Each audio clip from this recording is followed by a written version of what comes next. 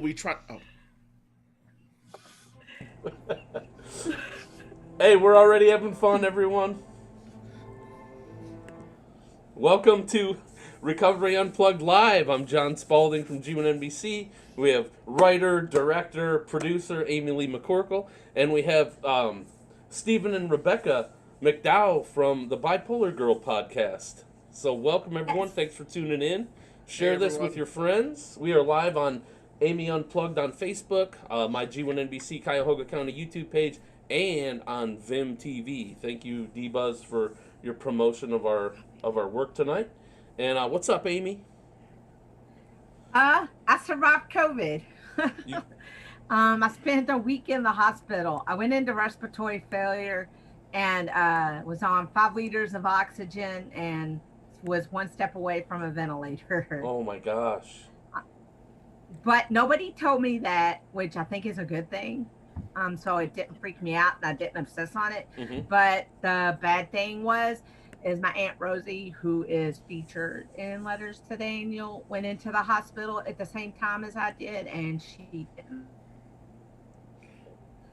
passed away. Oh, are you suffering any lingering effects? I know that's one of the things that lasts through the virus is that you can have complications.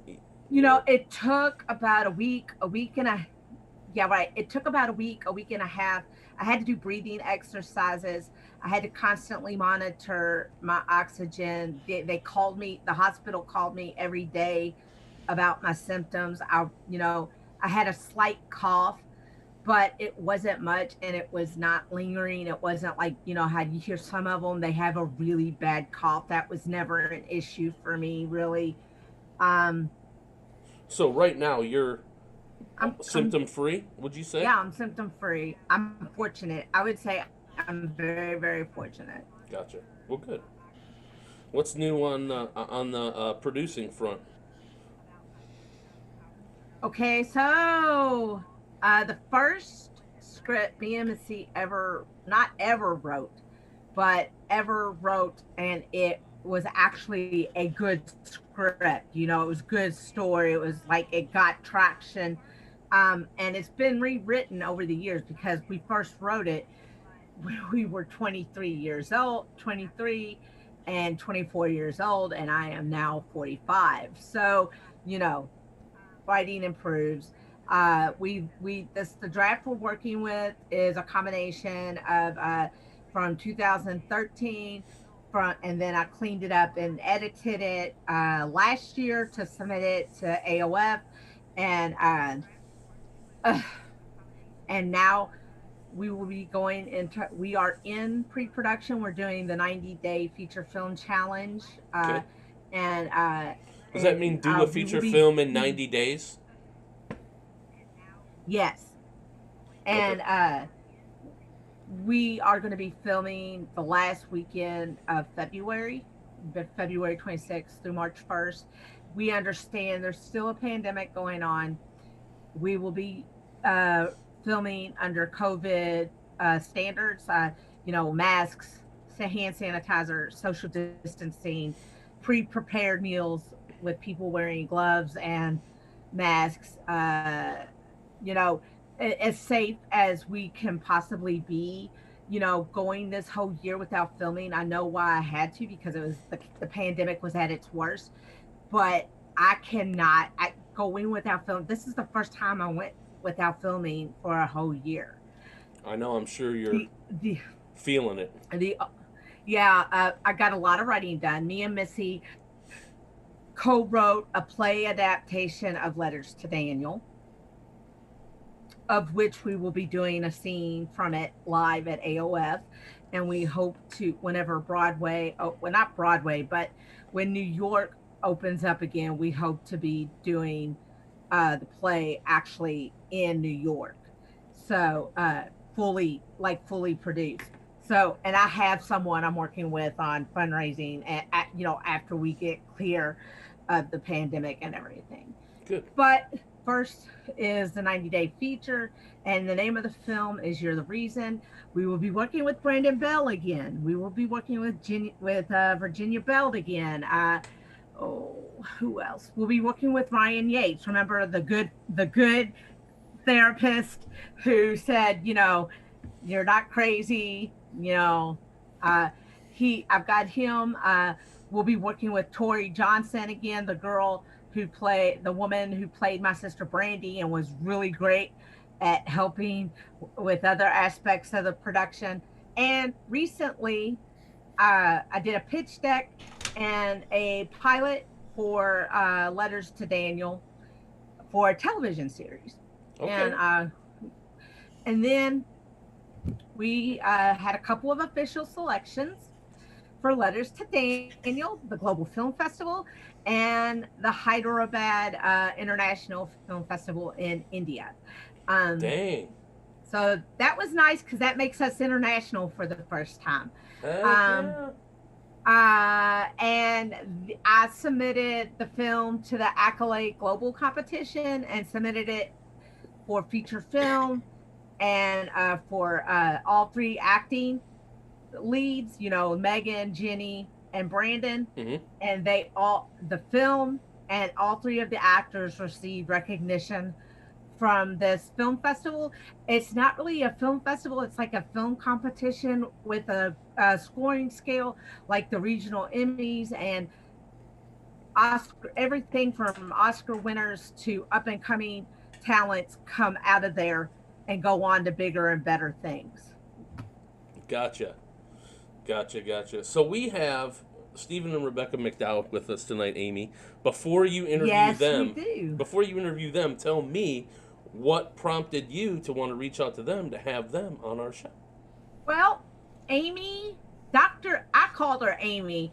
So, but when I interviewed, remember when Dr. Amy Daramus, the Hmm. clinical psychologist we interviewed, she connected me with them, and they interviewed me on their show. Right on. And they have a strict rule about no cursing. And what do you know about me? Oh boy. What I know is we're in trouble. Well, it's funny, when she came onto the show, I had all of these high hopes that I would go back and add the bleeps over her profanity, but it was so much, I just said, let's just go with it. Tried. Oh, you're such a trooper, Stephen. I'm proud of you. Right, exactly. Yeah. Okay. Gotcha. All right. So we're gonna Okay. watch the Letters to Daniel trailer, and then you're gonna get into your interview. So I will see you guys at the end. Excellent.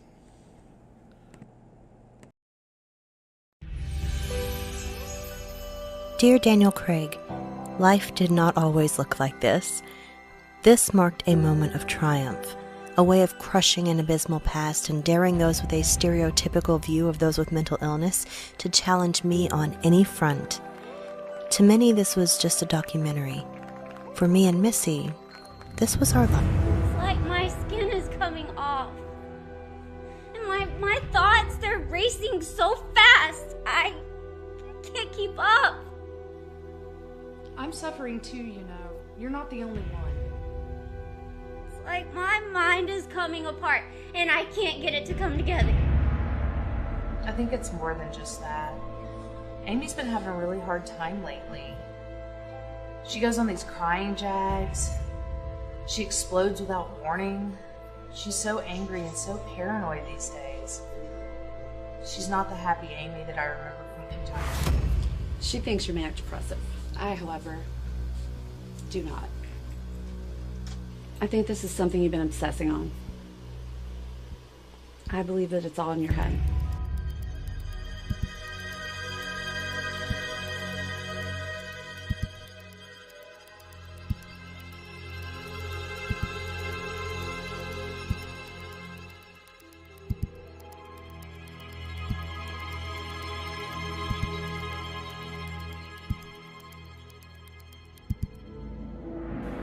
Took a lot of brave wings for she's come here. We're gonna get you some help. It'll be okay.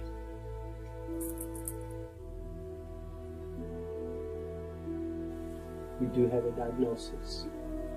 You have rapid cycling manic depression. Dear Daniel Craig, bipolar disorder and those that saw it as contagious sought to pull me under, snap me in half, break me down.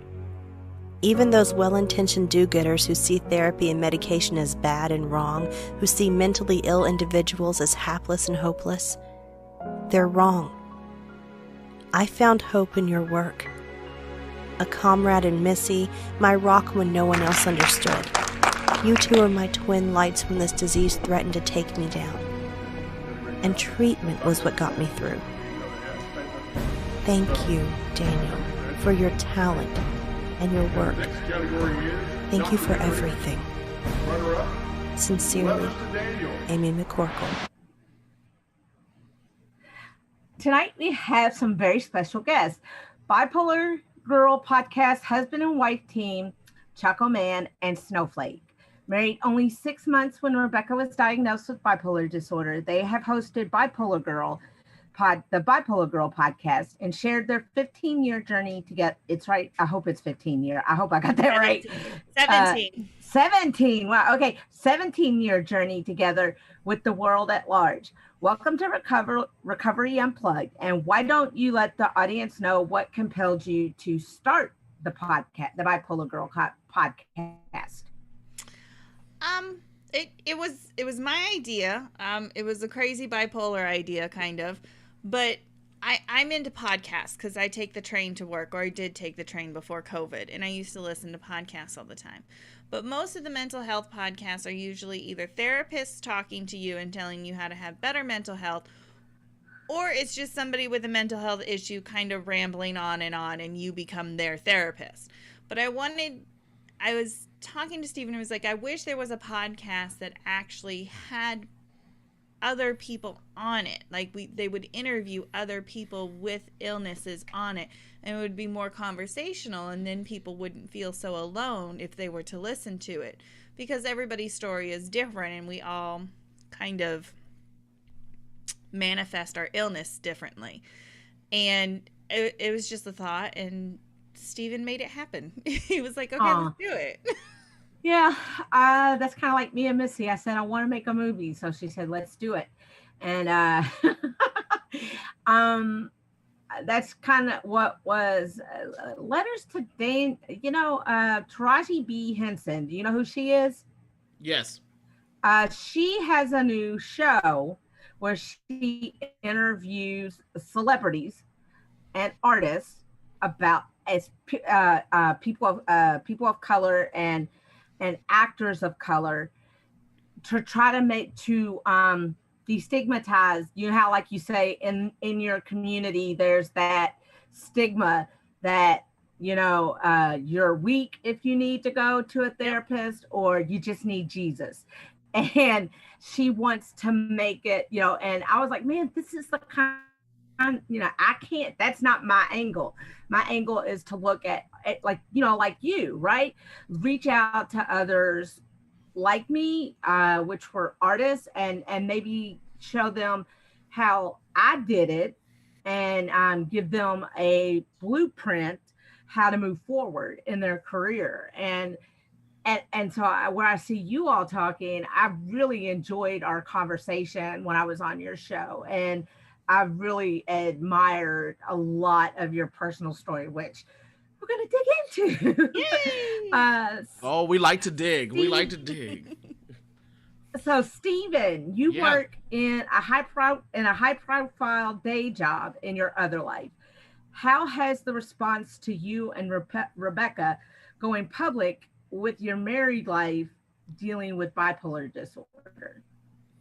It's funny you should ask that, because, we've touched on it a little bit on the show. People are not really willing to address it. It's almost like, if a big 7-foot drag queen came into a church and sat down on the front pew, and everyone was too embarrassed to say anything. Yeah. And that's kind of how I feel. I'm like, wow, family, friends, close friends, colleagues, They won't say anything. Now, a few have said, you know what, thank you for bringing awareness to this.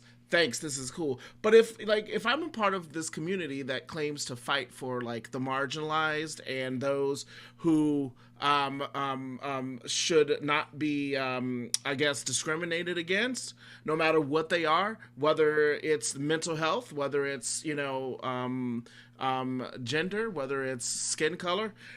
Right. I would think that they would have been at least more embracing of it, but I don't know. Sometimes there is a sense in certain aspects of my life of like, you know what? Oh, here they go again.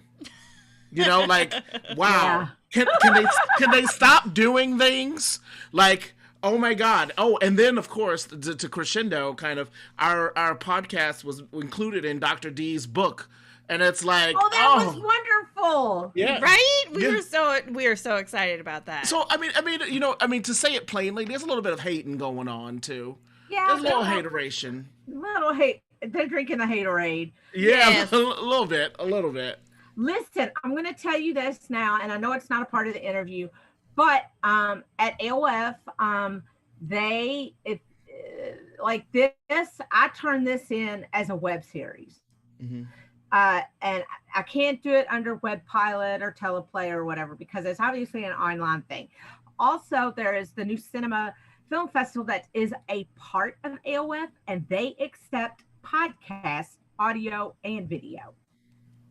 Ooh. So they accept them from 30 minutes, and then there's 60 minutes, and then there's 90 minutes. So I would recommend you submit your podcast. I know I'm just asking for competition, and you all were awesome. Awesome hosts. But if you use your earlier stuff, it's audio, and all my stuff is this. So yeah. But when you start incorporating video, hey, I don't mind the competition, especially when it's people like you and you're out there and you're speaking your truth and you're reaching out to people, so maybe they don't feel so alone. Right. And there's a connection.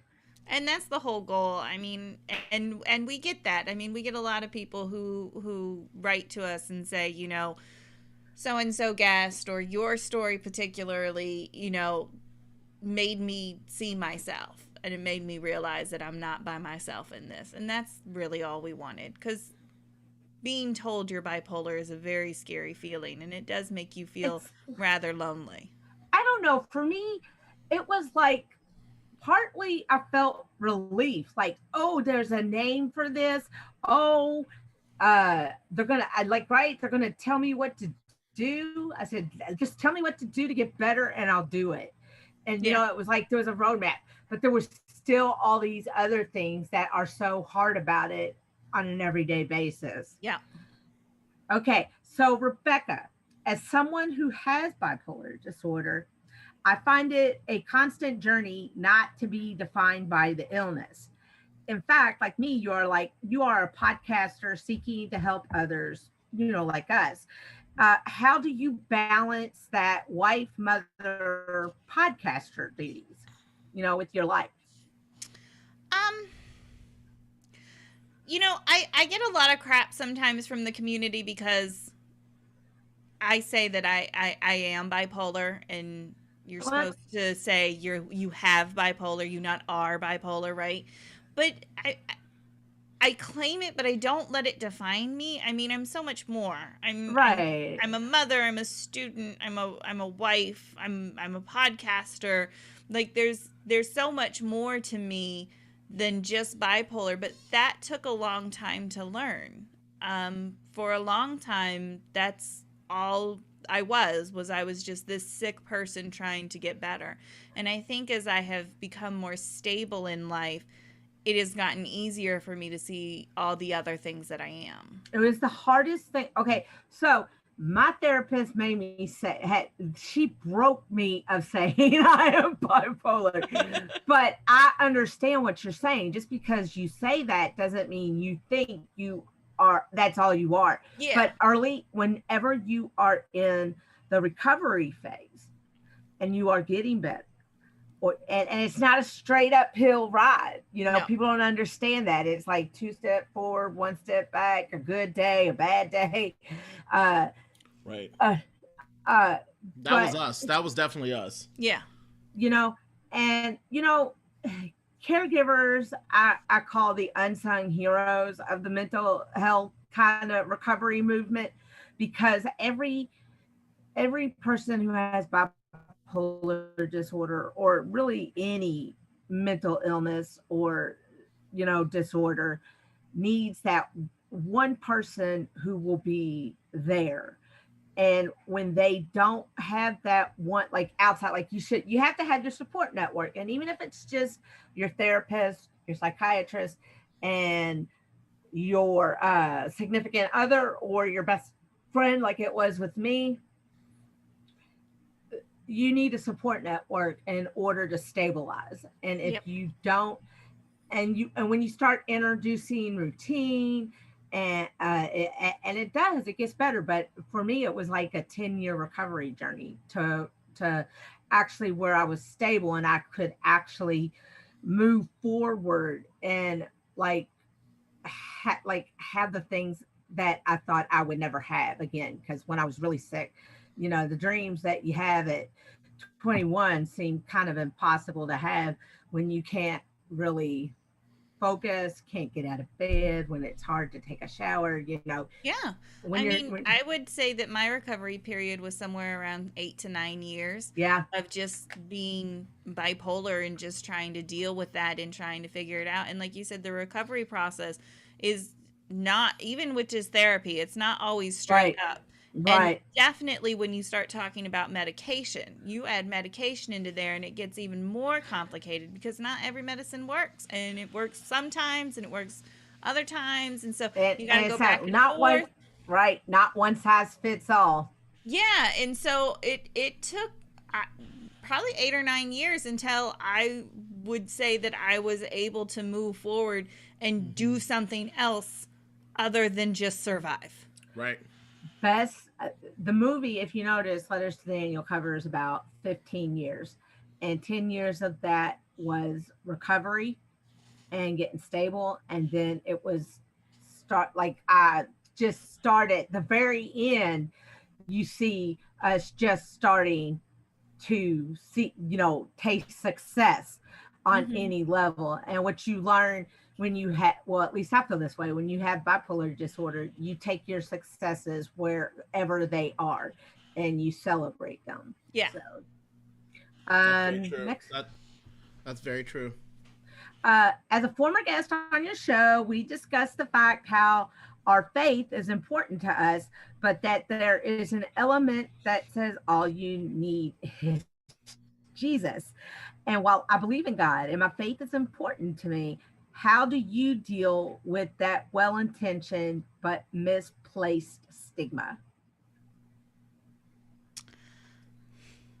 That one's hard to answer. So I would say that that's something that I grapple with just personally, on a personal level. Like, yes, I have faith and I believe in my God, but I don't think that I am where I was before I was sick.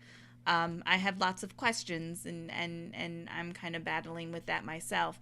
But the way that we have handled our Christian friends and family who have told us to pray more, or we need to be faithful, or to just believe more, the way that we kind of unraveled that with our faith was that, God made very smart people, and God made very smart people who made very good medicine. Right. And that's how I see it. And God, so, yeah. We kind of look at it as, having faith and praying is a part of it, but going to doctors and getting medication is also a part of it. And right. I think the most unfortunate thing is when people tell you to pray harder or believe harder, is they mean it with the most sincerity possible, but that really hurts us more than it helps us, because I can pray all day long, I'm still going to be manic. Yeah. Like, prayer isn't going to fix the mania and the depression. And so then it becomes almost a self-hatred thing, right? Because I just don't believe enough. I don't pray enough. I'm not holy enough. Right. But I tell them that, you know what? In the Bible, it says God didn't make mistakes. And if I'm like this, there's a reason. There's a reason. I don't know what that reason is. Maybe, look, I don't believe, I don't necessarily, I grapple with it too. I don't necessarily believe everything happens for a reason. I don't think God gave me bipolar disorder. I don't think he gave anybody bipolar disorder. It's such a nightmare to deal with. I don't think, if he, it's just that, it's like science. Some things just are. Yeah, some things just are what they some are. Some things go wrong. And, something just went wrong in my brain when I was made, and this is what I have to deal with. And we had this conversation with some people not too long ago about claiming your illness, and you can't claim it because then that's, claiming it in the name of Jesus, and you don't want to do that. But it's like, you also, you kind of have to, in my opinion, because you have to claim it to deal with it, right? Like, you can't just ignore the fact that you're bipolar. I mean, I have family members who are doing that. Well, I look at it this way. I accept I have bipolar disorder. Yeah, you have to. And I accept that God made some very smart people to be therapists, and compassionate and kind, and like you said, smart people to make medicine. Yeah. And he gave me the ability to take that medicine and feel better. Now, I know that means even when you take your medicine, even when you go to therapy, it's not a straight line. You still have those days. You can still be triggered into an episode. But,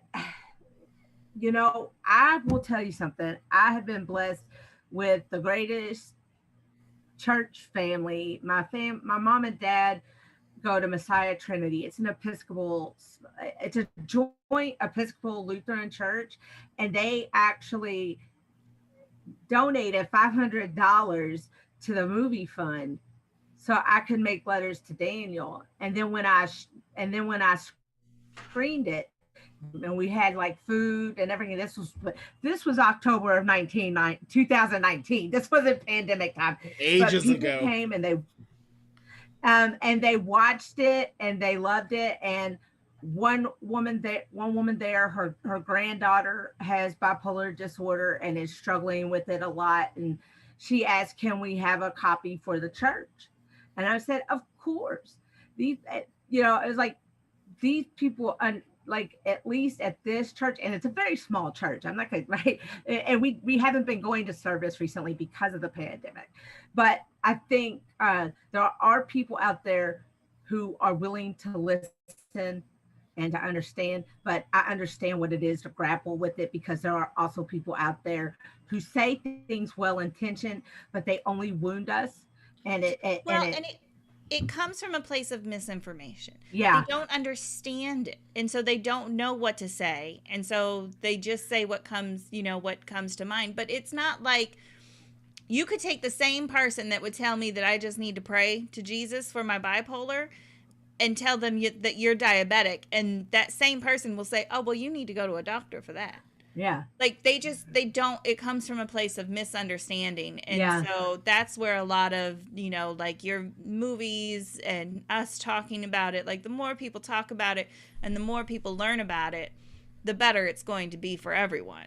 Yeah. Well, let me jump in. I heard what you guys had to say, and I think, just to add clarity, because I've been still thinking about this whole idea of faith and as it pertains to mental illness. I think I watched a seminar recently, but there's a black journalist by the name of Tavis Smiley. And he ran a symposium with preachers, and they were talking about uneducated ministry and uneducated pastors.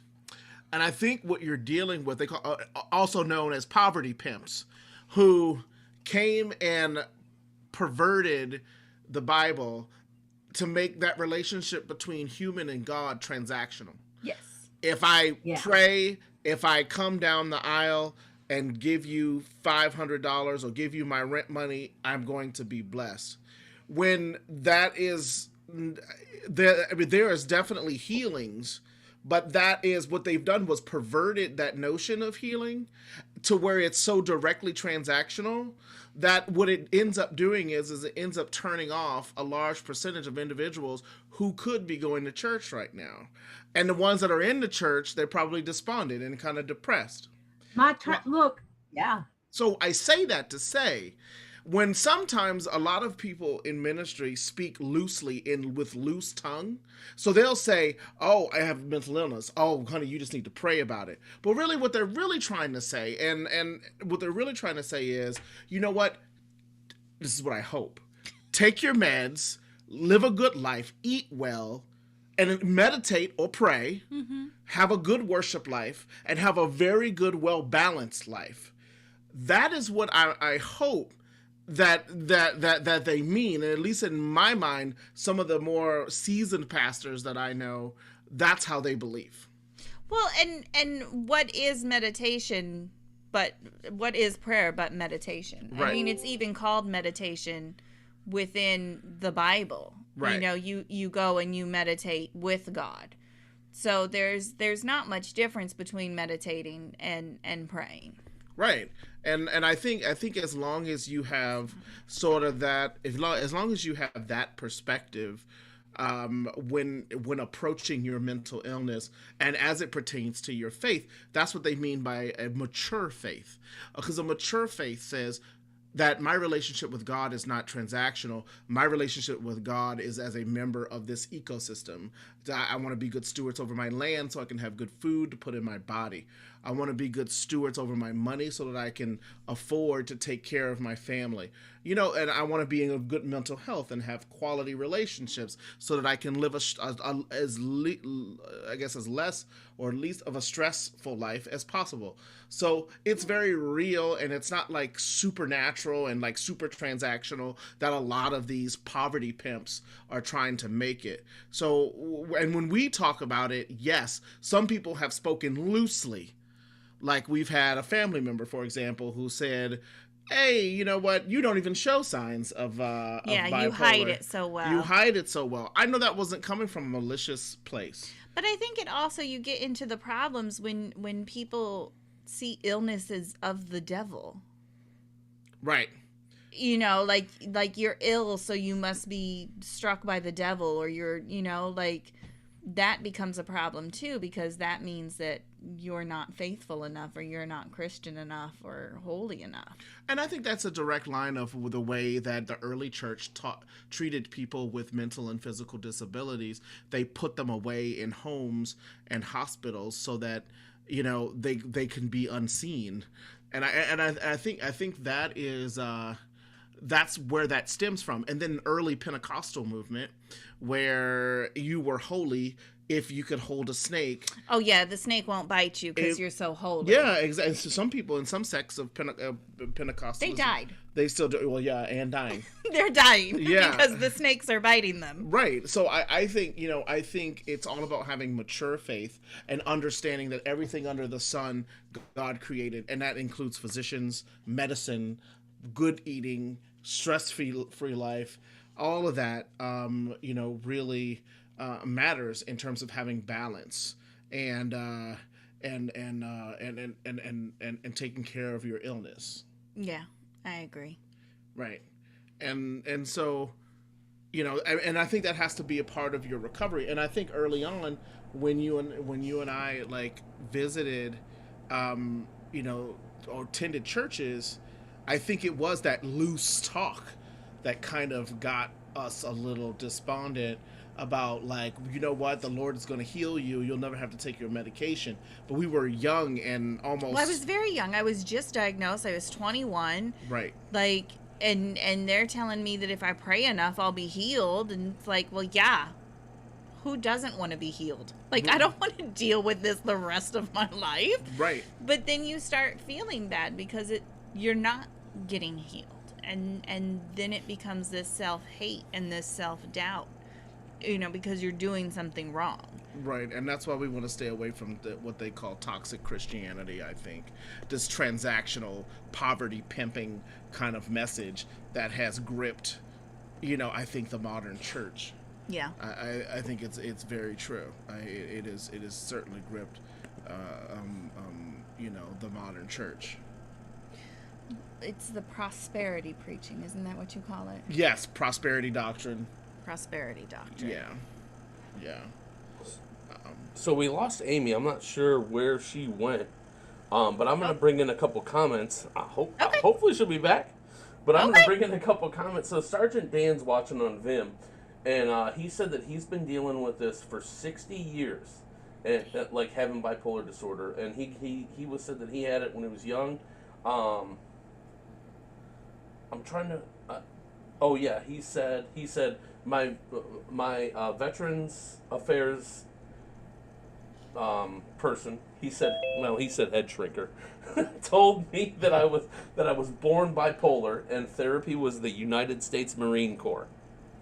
And he says that he struggled with that and with ADHD. He said smoking a doobie works for him.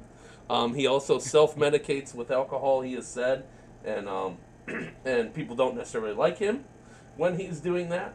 But he said never married, doesn't do relationships, doesn't want to share his crazy with other folks. But the interesting part about your story and what you guys are bringing up, and I think what Dan's saying, and I'll bring in more comments from him in the end as well, is that it's different, right? It's something that you have, but like you said in the beginning, it doesn't define who you are.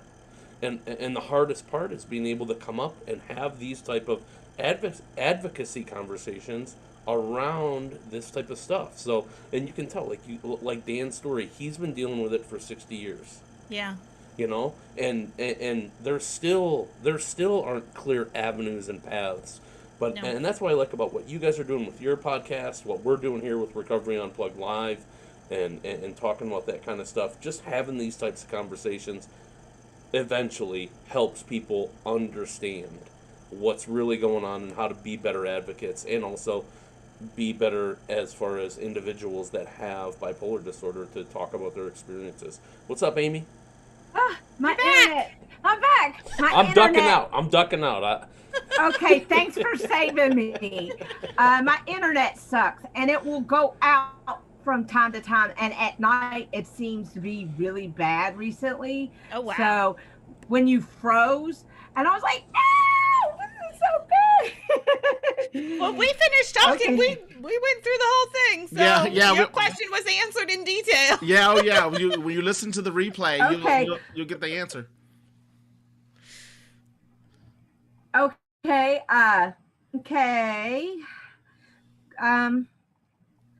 When faced.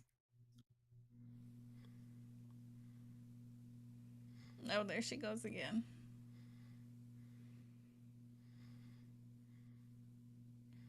Uh-oh. There she goes. We've hit a rough patch. I will say to your commenter, I mean, I was in the Army, so I know Veterans Affairs isn't always the best when it comes to dealing with mental health. And it's hard. I have a brother who self-medicates, so I can understand the self-medicating. And I feel so sorry that Sergeant Dan is saying that he doesn't want to have a relationship and he doesn't want to bring anyone into his ecosystem because of what he's battling. Part of the recovery process and healing, and part of why I think Rebecca is so has such strong success rate with her medication is because I think there's this whole team. There's this care team. Mm-hmm. There is a care team. Yeah. And we've even said it on the podcast too. I mean, Steven will notice when I'm getting off before I will notice that I'm getting off, because my mannerisms will change and things will change that way. And he'll notice it before I do. Interesting. Yeah. I've heard that. And I actually, because I suffer with depression myself, and so I cycle sometimes where I go into like a deeper type of depression as opposed to just I forget the name of it, but it's a constant, persistent type of depression. And so you just have to be aware of it, mindful of it, and always challenging yourself to overcome it. but it always helps when you have that third party or that objective other person to say, hey, I notice you're on edge, or I notice you're agitated, or I notice you seem kind of down. Is everything okay? So yeah, you're right. Having those relationships is super important. He says sometimes he fights with it. He says he fights with it every day.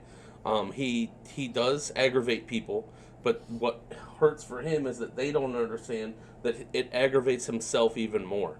Like he doesn't want to right? He doesn't want to aggravate people. He wants to he's just talking, right? He's just being himself. He's just saying stuff. And sometimes those types of things just rub people the wrong way, There's a whole deal with bipolar that I have noticed over the years of a lot of misunderstandings, because we come off really harsh sometimes, or really rude, and we're not trying to be, right? We're just talking, we're just being us. So whether we're agitated or we're down or whatever it is, we do tend to come off really wrong to a lot of people. I mean, I rub him wrong all the time, and the most you can do is just apologize. And sometimes I feel like there's not enough sorries to go around, but it's definitely not on purpose. But let me tell you when it comes in handy. When someone is trying to take advantage of you, and your wife, who has bipolar and has a hard time maintaining a filter, knows that person is trying to take advantage of you, she'll be your biggest pit bull, they say. He uses me as a pit bull. Yeah. And sometimes all right, Rebecca, here's what we're gonna do. We're gonna go in there. We're gonna get him. Yep, yeah, pretty much. Exactly. He's like, you don't have to be nice anymore. Yeah, remove. I love it.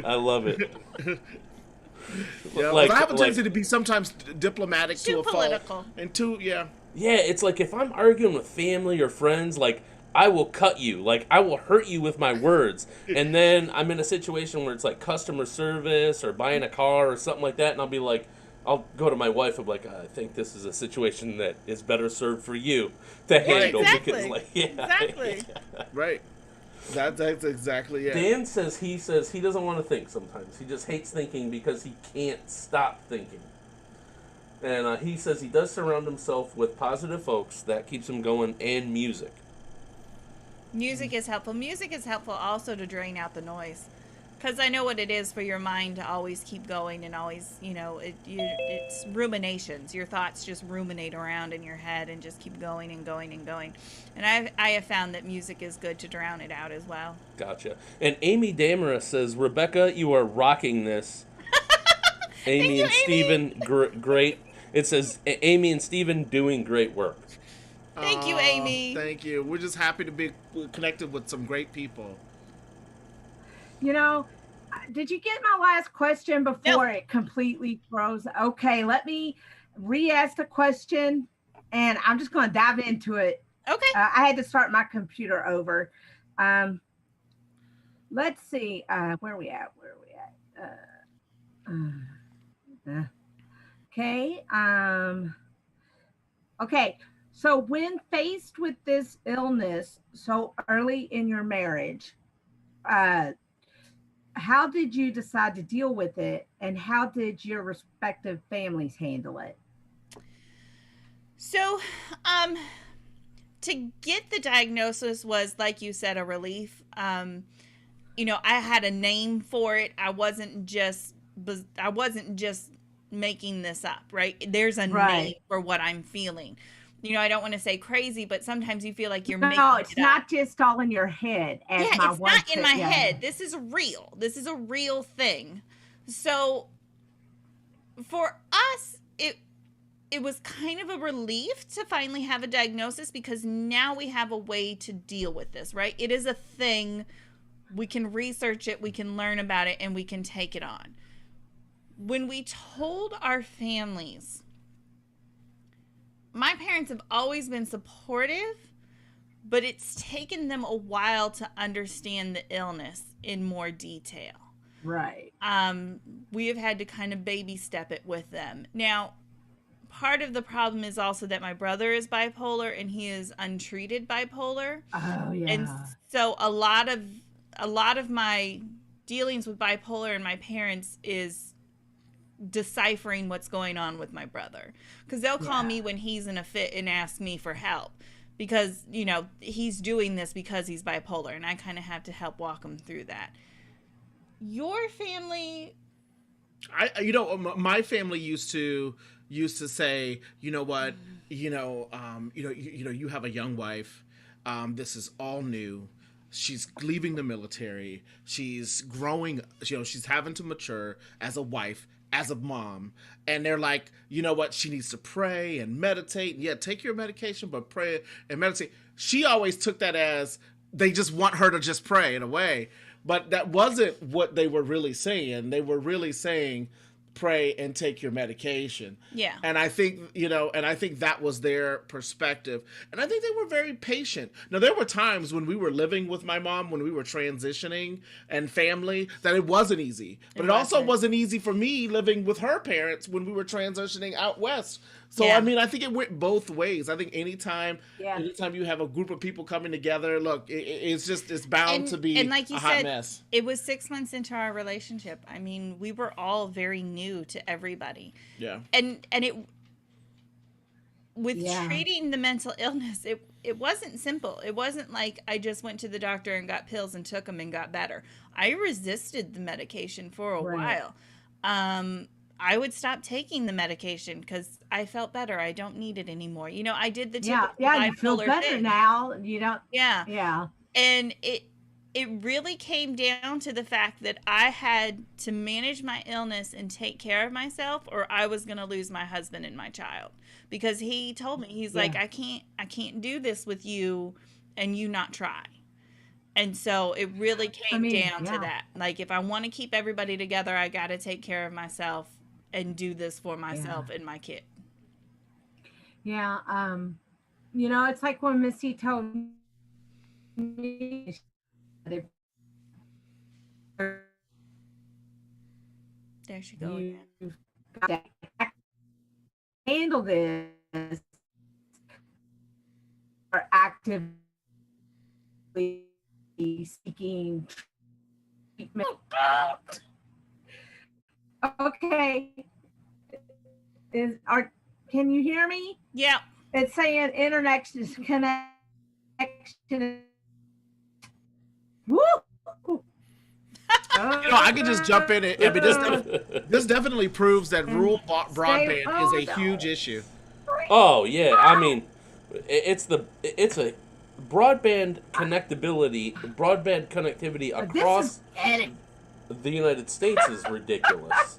I know, right? And it's like you have to pay so much for internet, then you have to pay so much for TV. Amy, we can hear you, but we're kind of like stalling to see if we can get your video back and your audio back. But yeah, that's a nightmare. It is. It is a nightmare. Go ahead, Stephen. No, I was, in talking about. I'm back. There you go. Yeah. I think, was there something you wanted to say, Amy, before I went into? Yes, I wanted to tell Rebecca, I have a sister who is untreated bipolar, and sometimes she self-medicates with pot or marijuana or whatever. There was a time we were having a meal, and she was bragging about how well she handled her bipolar disorder, right? And she's really not treated. She doesn't talk to a therapist.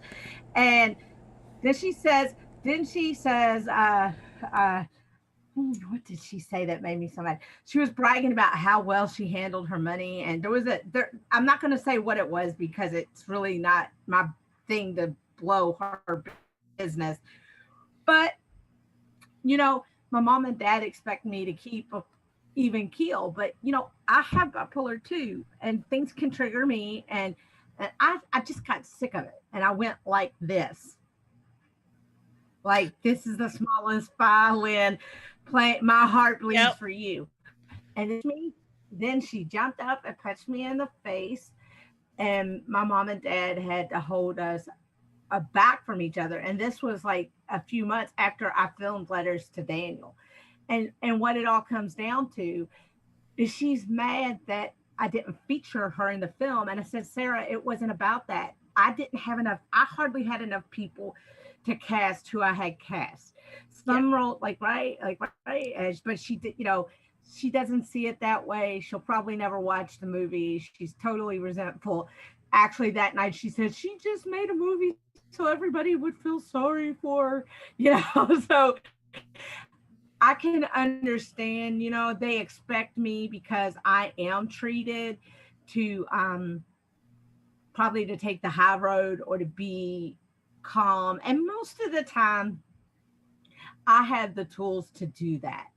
But there are those moments when I don't. And well, see, I can't be around my brother for long periods of time. Like, we can have short visits, but we agitate each other, even medicated. He agitates me to the point where I'll go into an episode. But for my parents, I am the end all be all knowledge of bipolar.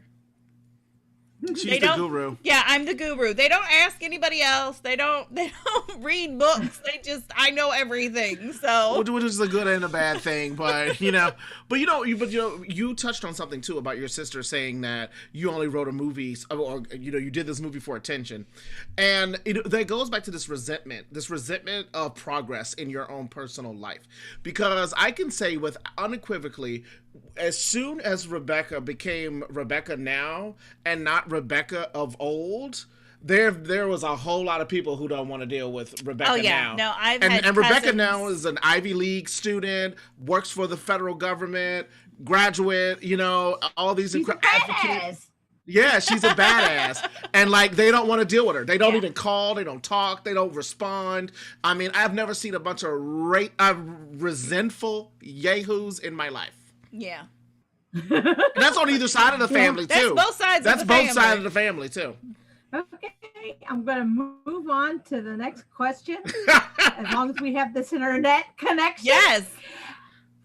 How long have you been hosting the Bipolar Girl podcast, and what are your goals with it? So we're in our second season, which is very exciting. I didn't even realize that we would make a second season. I think Steven has bigger goals for it than me. I have very baby goals. Like, my goals are, what's the next show? Not what's 2 years down the road. I think the next big exciting thing that we're trying to do is we're trying to find some teenagers to be on the show to give us their perspective, which is hard to do because a lot of people are diagnosed in their early 20s. Right. And so, but we have a couple lined up that I would really like to talk to. But what are your goals with the podcast? It's not my goal, it's our goals. I think, listen, what I'd like to eventually do is buy a radio station, an online space, an online radio station, and have it dedicated to mental illness. And have our show on it, have a lot of people who wants to come on it. I can see all kinds of people doing all types of shows. And have that dedicated to that. But then not only just talking about, we're talking about the good, the bad, the ugly, but also tips to remain good. You could have a yoga person on there talking you through. Or meditation, that kind of thing. So I really would like a holistic channel. That would be fun. Yeah. Like a marriage between Eastern and Western things, like the best things from both. Yeah. Right. But I can see y'all doing that. As a married couple and family, there is a different dynamic to recovery than just a single person maybe and their friend. Romance always adds a layer of issues to deal with. What is it like coping as a married couple? The more stable she becomes, the more I realize I'm in a normal, everyday relationship. I get sex Mother's Day, Father's Day, and Easter, just like every American in this country. He's so depressed. Poor thing. You know, I don't really know how to answer that question because we've always been a married couple. I had no part of my recovery was I a single person. I think the harder part of being in recovery was having kids while I was in recovery. I think that was the harder issue rather than being married. Oh no, man, we're breaking up. No, you're fine. Okay, Kate. Okay. Rebecca, what's it like, man? And actually, you just touched on this. Rebecca, what's it like managing motherhood with bipolar disorder? So, when the boys were young, I got postpartum depression very bad with both of them. I was also really sick when my oldest was younger. And so our relationship was a little bit strained when he was younger. We have gotten closer now that he's older. We bonded in different ways now.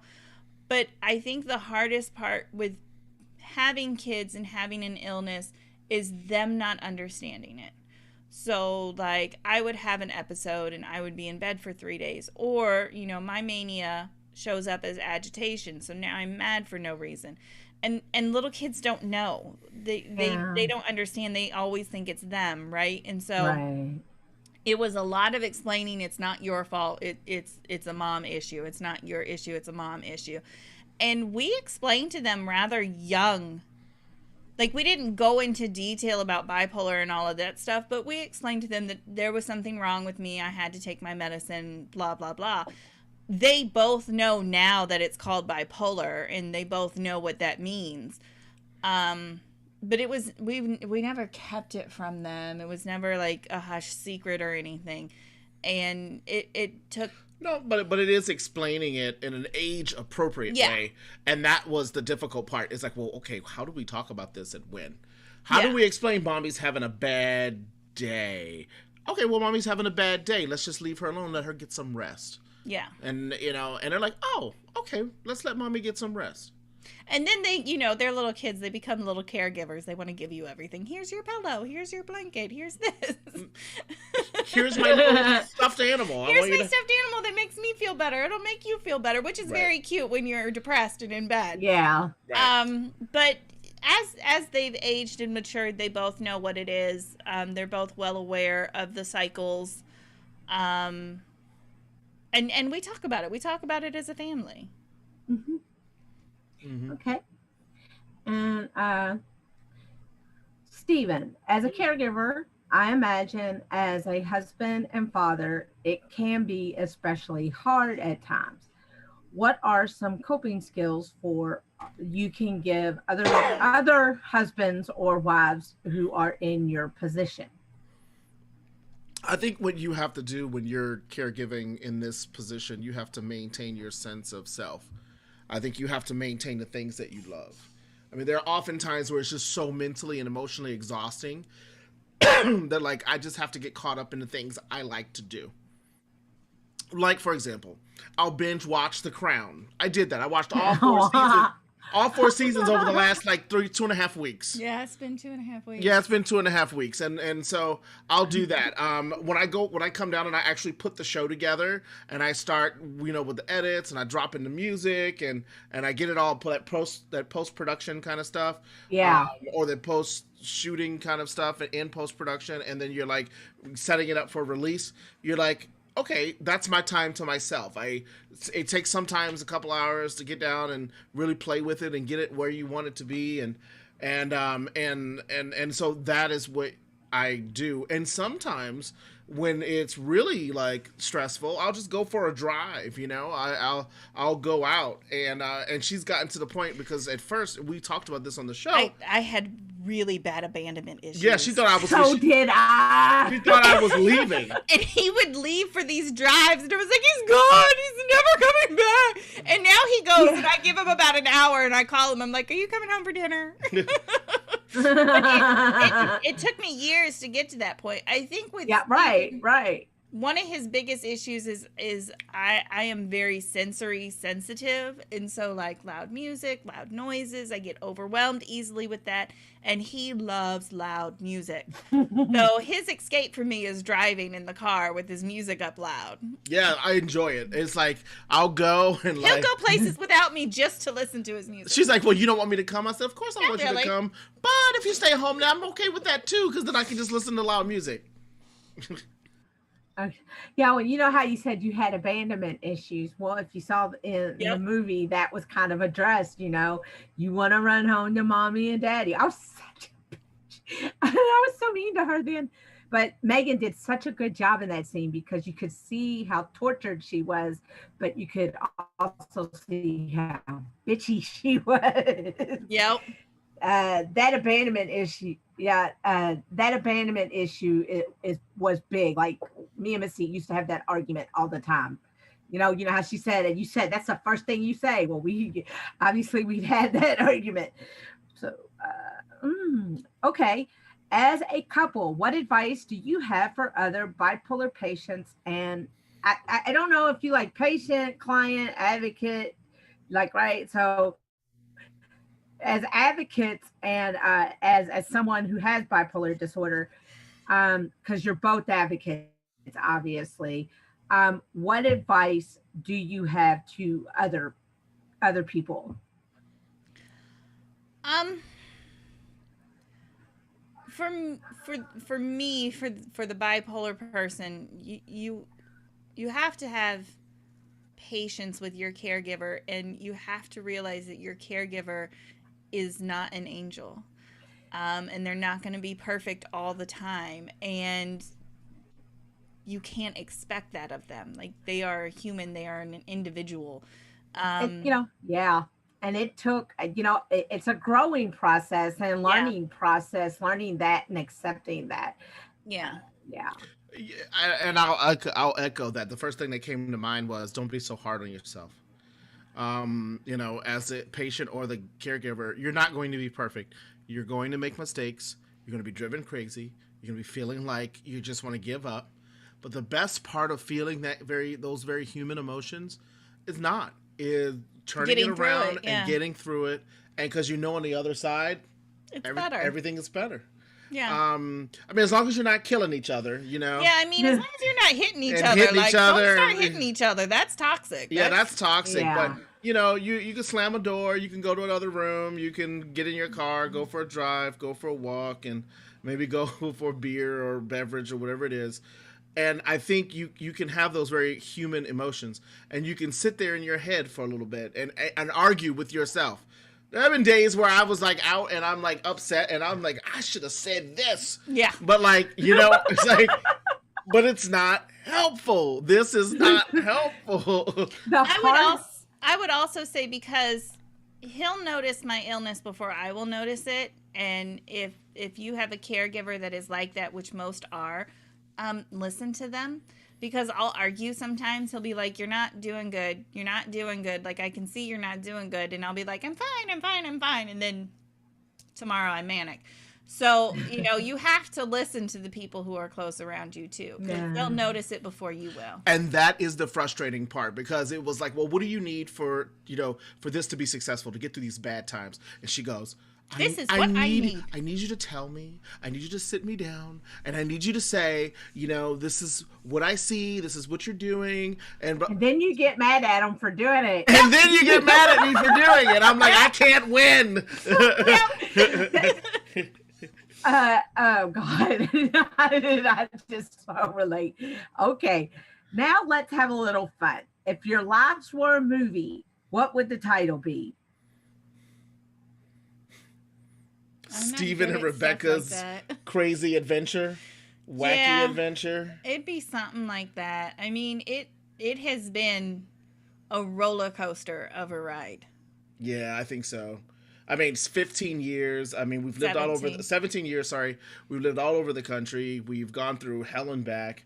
We've been through a couple times. We've been through quite a bit, and yet we can still maintain our laughter and our friendship. And I think that might agitate people too. They're like, hold on, my marriage ended, my second marriage just ended, and these fools can still keep it together. Well, we're just friends, and we're real. You know, we know that we're human and we're flawed. And I think when you recognize that that this is not rose-colored glasses, then I think you can get through it. Yeah. Yeah. Let's see. If you could cast anyone in the known cinematic universe to play you, who would it be? And that question is to both of you. Who is that girl who played Wednesday Addams? Christina Ricci. There you go. That's who I picked. Really? Okay. She's a little odd. I was going for more like the Natalie Portman type. Oh, that one too. I could do Natalie. Yeah, I think Natalie Portman. Yeah, I mean, for me, I would want Denzel. Oh God. I'd want Denzel. Are you sure you don't want Morgan Freeman? No, he's a little too edgy for me. But I think Denzel or Malcolm Jamal Warner who used to be on the Cosby Show. Oh, who played Theo? Theo, yeah. Oh, I totally see that. I can totally see that. I like that one better. Yeah. What, Denzel? You know? No, not Denzel. Oh, that's messed up. Okay. What is the difference between being out with your bipolar status and being, like undercover, so to speak? I can speak out more. I find myself talking more about it with people who I wouldn't talk to about it. Yeah, we're liberated. It's a little more liberating. There really hasn't been much of a difference because, like we said, they're so afraid to say stuff. They're afraid to say stuff. Yeah, it's so wild. And so not very many people have ever really said anything to us about it. But I find it more liberating that people know and that I'm not hiding it. I think more people would be more inclined to talk to us if one or both of us were just poop heads. Wow, you think that a lot. Like, I'm serious. I mean, the fact that they can't say anything. I mean, yeah, so you have an illness, but it's like, what are they gonna say? Half of them went to state college or barely any college, but you're at Ivy League school. Like, Ivy League. What can they say? And and you work for the Department of Justice. Like, what can they say? They can talk behind their back, of course. They can say whatever they want, but they can't come up with a justifiable argument why you're a bad person to be around. That's true. Yeah, that's true. Them, you're a badass. If you're at Ivy League school, you're so far ahead of the game. And like you said, people drink the haterade. Right, yeah. They drink the haterade. People drink the haterade. I mean, and then, and look at what all of this has opened up. We've met, like, really talented and fabulous people like you and, like, Amy Dean. Yeah. And, and people all over the world we've interviewed. And, it's just, it's been cathartic. And it's great because, even when you look back at, like, this advocacy infrastructure that's in D.C., some of it seems performative. Like, they're not really... A lot of it is performative. They don't really care. Like, all they care about is making their money. And that is my biggest beef with the advocacy class in DC, is that it's now become a liberal coffee top kind of, like, career than something where real lives are impacted. And, like, the thing that I feel like we're doing, doesn't matter where you are in your political beliefs, we are taking a very real issue and put a face to it. Yeah. Okay. After this, because we're almost done, I'm on the last questions. Okay. I want to talk to you about something. Okay. Okay. What are some of your future plans for the Bipolar Girl? Well, you did mention that, but what are some of your future plans for Bipolar Girl and your advocacy in general? Well, let me just say, one dream I have too, in addition to having the station, is that I really want to do this show overseas in the UK. The UK is our second hottest market. And we have a lot of friends there, and we have a lot of people who have nothing but love for us there, and we have love for them. And I think if we could do that show in the UK, it would be incredible. Yeah. Too. Okay. And finally, last question. What words of wisdom do you have for married couples facing the same issues you face?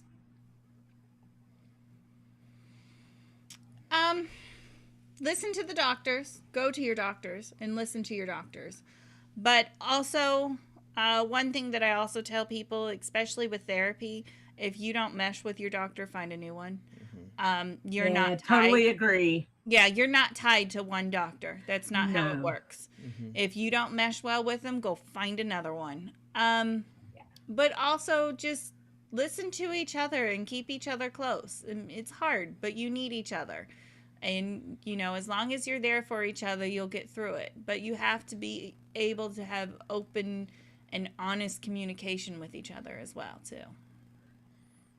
Yeah. Okay. That's Okay. Well, John. Hello. Oh, there There you he go. is. Hello. Great Hello. show. I honestly, the interview, it wasn't complex, right? But it was so heartfelt. It was so straightforward, and it was great to have a couple on here and to share your guys' experiences. Like for everyone that was watching, I know it was awesome, and for everyone that will watch the recorded versions of it, just to kind of hear that and know that you're not alone, and to know that, you know, you guys understand the words of advocacy and caregivers and things like that. I think these types of conversations, what you're building with the Bipolar Girl podcast, what we're doing here with Recovery Unplugged Live, just continuing to create a community of people who are interested and able to have higher level discussions about mental health is what's most important. I do like, so Sergeant Dan was watching on Vim, Amy was watching on Facebook, and but Sergeant Dan was commenting a lot on what you guys were saying, and he said he brought up Robin Williams and Jonathan Winters. He also said that I want to get this right, when you guys were talking about, he struggled because when you guys were talking about actors that you would choose to play yourselves, he wanted Steven to be Morgan Freeman, but then he thought, well, because this was it wasn't a God-centric, but it was kind of like a Christianity, like we talk a lot about religion during this broadcast. He also said, well, if there is God, though, in their movie, that he would rather Morgan Freeman play God and have someone else be Steven. I agree. Anytime Morgan Freeman can play God, he should. That's brilliant, Sergeant Dan. That is brilliant. I mean, he's been God before. He said, He has. Who has brought more joy to the world than Robin Williams and many other comedians helping us to laugh and laugh at ourselves? Jonathan Winters, one of the greatest comedians. We can laugh, and yet inside we always cry.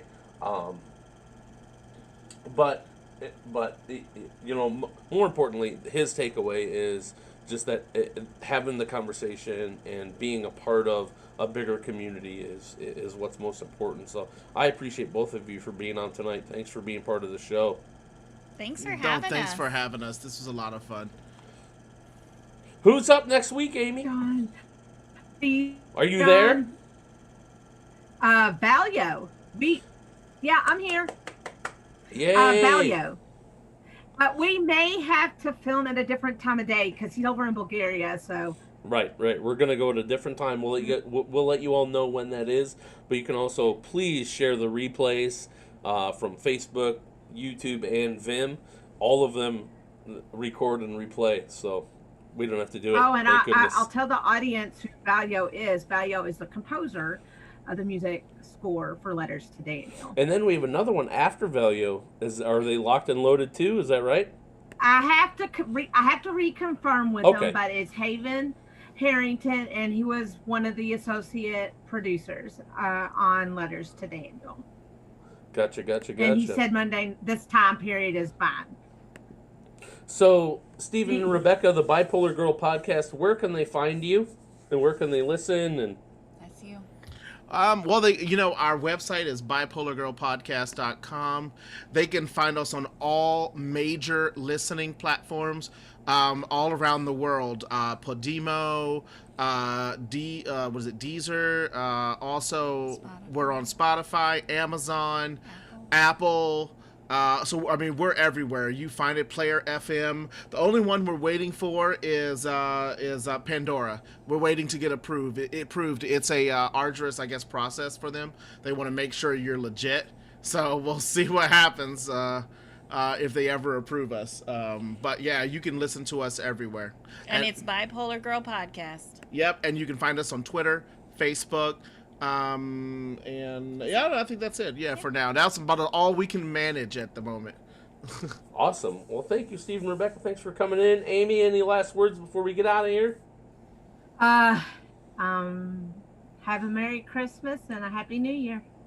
Merry Christmas and Happy New Year to you. And if you decide to go to church for New Year's Eve, just, you know, put your mask on and social distance. Exactly. Yes. Exactly. It was something so alarming, though. I know we have to go, but I heard a pastor say, "I'm covered by the blood of the Lamb. I don't need to social distance and wear a mask. I'm not worried about this." I saw it on TikTok, and I commented. I said, "You know what? You're a toxic Christian because Thank you. You're giving your flock bad advice." Thank you. Right. You know, so right on.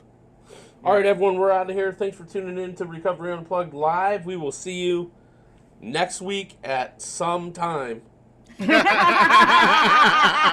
then we will see you. Then we will see you in 2 Mondays. I'm sorry, not 4. 2 Mondays at this time.